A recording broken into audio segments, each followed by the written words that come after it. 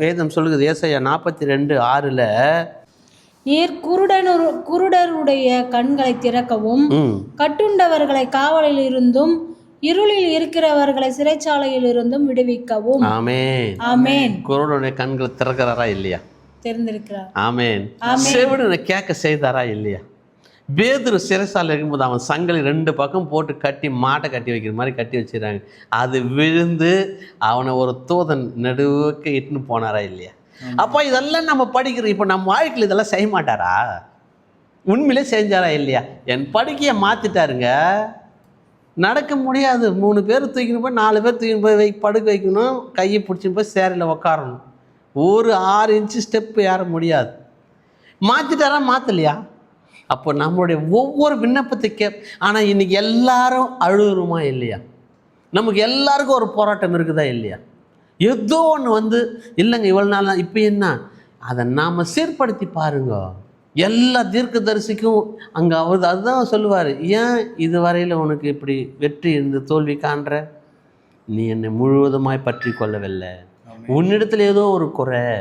இங்க சொல்லும் போது அவர் சொல்றார், படிச்சு பாருங்க 7ஆம் வசனம். கர்த்தராகிய நான் நீதியின்படி உம்மை அழைத்து உம்முடைய கையை பிடித்து உம்மை தற்காத்து உம்மை ஜனத்திற்கு உடன்படிக்கையாகவும் ஜாதிகளுக்கு ஒளியாகவும் வைக்கிறேன். என்ன நமக்கு கொடுத்துக்கிற அவருடைய அதிகாரம், அவருடைய அற்புதம், ஆளுமை.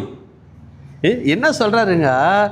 நீதியின்படி உம்மை நான் அழைத்து என் கையை பிடிச்சிக்கின்னு என்னை தற்காத்து இந்த ஜனங்களுக்கெல்லாம் உன்னை ஆசாரினா, ஒரு சீஷனா, அவர்களுக்காக உன்னை ஜெபிக்கிற ஒரு ஆசாரினா. அல்லேலூயா. அவர்களுக்கு உன்னை ஒரு மருந்தா, ஒரு மெடிஷனா, அவர்களுக்கு ஒரு ஆறுதல் செய்கிற வார்த்தை உன் வாயிலிருந்து புறப்பட்டு அந்த காயங்கள் ஆற்றக்கூடியவர்களா உன்னையும் என்னையும் ஆக்கி வச்சுக்கிறாங்க. ஆமென். இது யாருங்க செய்வார் இந்த அற்புதம்? உண்மையிலே நாம் அப்படி ஜெபம் பண்ணுறோமா இல்லையா?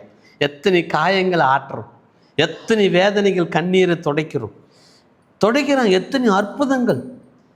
அப்படிப்பட்ட நமக்கு ஒரு சோர்வு, ஒரு பயம், ஒரு திகில் கர்த்தருடைய பிள்ளைக்கு இப்போ மாத்திரமில்லை, எப்போதுமே கொண்டு வருவான் சாத்தான். அவனுடைய வேலை அதுதான். சகரியா 4ஆம் அதிகாரம் 6-10 வசனங்கள் படிச்சு. அப்பொழுது அவர் செருபாபேலுக்கு சொல்லப்படுகிற கர்த்தருடைய வார்த்தை என்னவென்றால், பலத்திலும் அல்ல பராக்கிரமத்தினாலும் அல்ல, என்னுடைய ஆவியினாலே ஆகும் என்று சேனைகளின் கர்த்தர் சொல்லுகிறார். அங்கே செருபாபேலுக்கு சொல்கிற வாக்குத்தத்தம் பாருங்க. பயப்படுறாங்க ஜனங்கள் சகரியா காலத்தில். அந்த அவங்களுக்கு ஒரு வேதனை. அவர் சொல்கிறாரு, செருபாபேலே சொல்லப்படுகிறது கர்த்தருடைய வார்த்தை என்னன்னா, பலத்தினாலும் பராக்கிரமத்தினாலும் அல்ல, இயேசு கிறிஸ்துவின் ஆவியினாலே உனக்கு இன்னைக்கு விடுதலை. உன் வீட்டை தொல்லைப்படுத்துகிற அந்த பிசாசு, இரவில் உன்னை பயப்படுத்துகிற அந்த பிசாசின் ஆவி, குரங்கு போல, சர்ப்பம் போல உன் வீட்டு, உன் மகளில் பிரச்சனைப்படும். அவர் வருகிற கர்த்தருடைய ஆவியினால் ஆகணும். நீங்கள் தீர்மானம் பண்ணிக்க கர்த்தருடைய பிள்ளை. ஆமென்.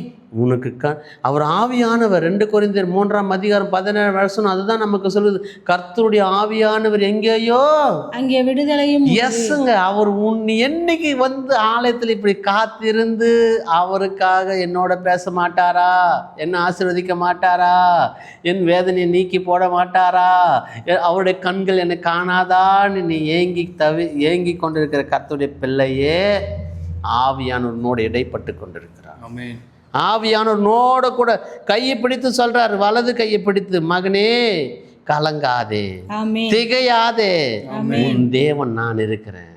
இங்கு நமக்கு என்னங்க தெரியுமா? எப்போதுமே இந்த பயத்தை வேதம் அதுல 10ஆம் வசனம் சொல்லு, அற்பமான ஆரம்பத்தின் நாளை யார் அசட்டை பண்ணலாம்? பூமி எங்கும் சுற்றி பார்க்கிறவைகளாகிய கர்த்தருடைய 7 கண்களும் செருபாபேலின் கையில் இருக்கிற தூக்கு நூலை சந்தோஷமாய் பார்க்கிறது என்றார். அல்லேலூயா. அல்லேலூயா. 7 கண்ணை வச்சு நம்மளை பார்க்குறாரு. அங்கே செருபாபேலை பார்க்குறாரு, நம்மளை பார்க்க மாட்டாரா? இல்லை, நான் கேட்குறேன், நம்மளுடைய விண்ணப்பத்தை கேட்க மாட்டாரா? இன்னைக்கு நம்ம ஜெபத்தை ஏறெடுக்க மாட்டாரா? நம்ம ஜெபத்தை அவர் முகந்து மாட்டாரா? அல்லேலூயா. அல்லேலூயா. ஜெயமா போங்க, வெற்றியா போங்க. இன்னைக்கு அந்த பிசாசு உங்க காலும் கீழே நாசுக்கிறீங்க. உங்களுக்கு விரோதமா இருக்கிற உங்க வாசற்படியில, உங்கள் பிஸ்னஸில், உங்களுடைய ஜப ஜீவிதத்தில் இயேசுவின் நாமத்தினாலே அவருடைய கண்கள் என்னை பார்த்து கொண்டிருக்கிறது, அவருடைய செவி என் ஜெபத்தை கேட்டு கொண்டிருக்கிறது. நான் அவராலே ஒரு சேனைக்குள்ள பாய்வேன். ஆமென். நாங்க இயேசுவின் நாமத்துல ஒரு மதிலை தாண்டுவேன். ஹல்லேலூயா. இன்னைக்கு அவரு படிச்சாருங்க, அது அவரு சொன்னாருங்க. நாங்க எப்படி இல்லைங்க, அது நமக்கு தானே வாக்கு தத்துவம் கொடுத்துருக்குறாங்க. நாம தானே கர்த்தருடைய பிள்ளை. இங்க வேதம் சொல்கிறது, மத்தேயு நிருபம் 5ஆம் அதிகாரம் 29ஆம் வசனம், உன் வலது கண் உனக்கு இடறல் உண்டாக்கினால் அதை பிடுங்கி எறிந்து போடு. உன் சரீரம் முழுவதும் நரகத்தில் தள்ளப்படுவதை பார்க்கிலும் உன் அவயங்களில் ஒன்றும் கெட்டு போவாது, உனக்கு நலமாயிருக்கும். ஆமென். ஹல்லேலூயா. தேவன் நம்மளை எப்போ பாரு எந்த இடத்துல பார்த்தாலும் உன் கண்ணு உனக்கு இடம்லாம் இருந்தால் தூக்கி போட்டுடு. அங்கேயும் மார்க்கில் சொல்கிறாரு, எங்கள் மத்தேயு சொல்கிறாரு. ஏன் கண்ணு, அவர் கண்ணு நம்மளை பார்க்குது. யாக்கோபை பார்த்துச்சு, நோவாவை பார்த்து வாழ்வு கொடுத்துச்சு, யாக்கோபுக்கு விடுதலை கொடுத்துச்சு, ஆபிரகாம 99 வயசுல 100 வயசுல பிள்ளை கொடுத்துச்சு, அவர் கண்ணு பார்த்துச்சு. இது அவர் தான் சொல்கிறார். ஏன் சொல்லணும்? நமக்கு அப்படியே சோர்வு வந்துடும், சந்தேகம் வந்துடும். அதுதான் நீங்கள் அந்த வசனத்தை மீண்டும் படித்து பாருங்கள். 29ஆம் வசனம் 5:29. உன் வலது கண் உனக்கு இடறல் உண்டாக்கினால் அதை பிடுங்கி எறிந்து போடு. நாம் இப்படி பார்த்து இப்படி போயிட்டு வரும்போது வேற எங்கேயோ ஒரு இடத்துல கச்சேரியும் பெரிய ஒப்பாரியும் அமக்கலமாக இருக்கிற நம்ம பார்ப்போம். இல்லை நம்ம இடத்துல வந்து யாராவது சொல்லுவாங்க, நம்ம கேட்போம். ஏன் நீ வேற, நான் ஒரு முறை சொல்கிறேன், ஒன்று மட்டும் கேளாம். என்னதை கேளாம்? ஐயா, அப்படிப்பட்ட சாலோமனியே கவுத்துட்டாங்கய்யா, நீயும் நானும் எம்மத்தில். அதனால தான் இயேசு கிறிஸ்து நமக்கு இப்படி சத்தியத்தை சொல்கிறார், ஒரு ஆசீர்வாதத்தை சொல்லிட்டு நாம் விழுந்துறதுக்கு பேக் இருக்குதுல்ல, நமக்கு ஒரு பள்ளம் இருக்குமில்ல, நம்மளுடைய இழப்பு இருக்குமில்ல, அதை எடுத்து சொல்கிறார் ஆண்டவர்.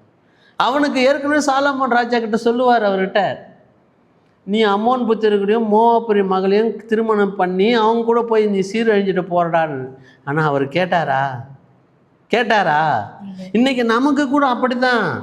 இங்கே அதுதான் சொல்லும்போது அவர் சொல்கிறார் பாரு, உன் சரீரம் முழுவதும் நரகத்தில் தள்ளப்படுவதை பார்க்கிலும் உன் அவயங்கள் ஒன்று கெட்டு போகுது, உனக்கு நலமாயிருதா. என்னன்னா நடக்கட்டங்க, நம்ம அப்படி சொல்லணும். நம்மளுடைய திட்டம் அப்படி இருக்கணும். இதுவரை நடத்தின ஆண்டவர் இனிமேல் என்ன நடத்துவார். ஆபிரகாமை நடத்தின ஆண்டவர் என்ன நடத்துவார். ஈசாக்கோடு இருந்து அற்புதம் செய்தவர் என்னோட செய்வார். நம்மளுடைய பதில் அப்படி இருக்கணும், உங்களுடைய எதிர்பார்த்து அப்படி இருக்கணும். அல்லேலூயா. பாருங்க, நம்ம ஒரு கொஞ்சம் சிந்திக்கணும், இல்லை நம்ம கொஞ்சம் அப்படி பார்ப்போமே, எவ்வளோ ஆசீர்வாதம். இந்த பூமியில் இருக்கிற ராஜாக்கு நிகர நீ ராஜா வேற யாரும் இல்லை. உனக்கு கொடுக்குற பொன் வெள்ளி போல் அந்த பூமியில் இனிமேல் யாருக்கும் கொடுக்க மாட்டேன். எப்படிங்க விழுந்துட்டாரு? எப்படி அவர் விழுந்துட்டாரு? அவர் முன்கூட்டியே சொல்கிறார், நீ அம்மோன் புத்திரர்களும் மோவாபின் ஸ்திரீகளோட கூட போய் உறவு வைக்காத. இப்போ நமக்கு அந்த இடத்துல அவர் உறவு வைக்காதன்றதை மாத்திரம் எடுத்துக்கணும். நாமும் ஏதோ ஒரு உறவு வச்சுருப்போம். தேவனுக்கு பிரியமில்லாத உறவு, தேவனுக்கு பிரியமில்லாத காரியம், தேவனுக்கு பிரியமில்லாத ஒரு சிநேகம், தேவனுக்கு பிரியமில்லாத ஒரு இருக்கும் ஏதோ ஒன்று. அதை எடுத்துட்டா போதும். இல்லைன்னா நாம் இப்படி சொல்லணும். என்ன சொல்லணும்? அங்கே சொல்லுங்க, நீங்கள் வசனத்தை வைத்து, ஆபிரகாமை எங்களுக்கு சாட்சியாக தகப்பனாக வச்சிருக்கிறீங்களே, விசுவாச தகப்பன். என்ன தகப்பன் அவர்?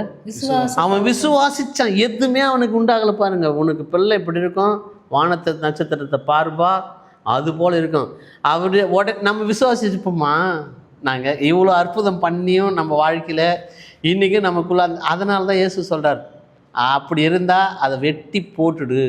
வெட்டினா கத்தி எடுத்து வெட்டி இருதில்ல, ஆவிக்குள்ளே, ஏய் எனக்கு விரோதமாக இச்சிக்கிற கண்ணே, எனக்கு விரோதமாக, தேவனுக்கு விரோதமாக போர் செய்கிற கையே, உன்னை தரித்து போடுகிற இயேசுவின் நாமத்தில். இதெல்லாம் பிசாசு கொண்டு வரும் பாரு. அவன் அதனால தான் விசுவாச தகப்பன். காணாது இருந்தும் விசுவாசிச்சான். நாம் கண்டு பார், அவரோட கூட இருக்கிற தோமா கிட்டே கேட்பார், காணாதிருந்து விசுவாசிக்கிறவர்கள் பாக்கியவான், நீ என்னை கண்டு விசுவாசிக்கிறன்னு சொல்லுவார் தோமா கிட்ட. நாம் எல்லாம் ஆபிரகாம் சந்ததி. அவர் எப்படி காணாத விசுவாசித்து வாக்கு தத்துவத்துக்கு தகப்பனாக மாறிட்டாரோ, நாமும் நம்முடைய பிள்ளைகளுக்கு அந்த ஆசீர்வாதத்தை கொண்டு போய் சேர்க்கிற மகனாய் சந்ததியாய் தேவனுடைய கண்களை அவர் நம் மீது வைத்திருக்கிறார். அப்படி வாழ்கிறவராக நம்ம வாழணும்.